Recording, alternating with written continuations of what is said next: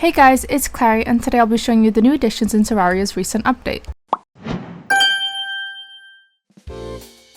Firstly, there's new transformations. You can turn into a dinosaur, bat, rat or fairy. There's new items such as ice bombs, greater bombs, chest hoppers, and much more. There are also new enemies such as cloud slimes, moon glow slimes, and many more. Not just that, but there's also new events added. There is now meteor showers, lightning storms, and boulder rain. For quality of life improvements, there's new lighting and new character customizations options. There is also secret seeds. There are special world seeds with unique effects, and you can combine them all. Not only that, but for music, there's at least 10 new music tracks, including new ones for some bosses. There are only a couple changes and fixes. For example, many items and enemies have been rebalanced or reworked. Some bosses have new attacks or behaviors, and that's not all. The developers are keeping some surprises hidden, so there's still some to discover when the update officially launches. If you need a host to prepare yourself before the new update comes, Server.pro is here to help. Click down below to get yourself a server today.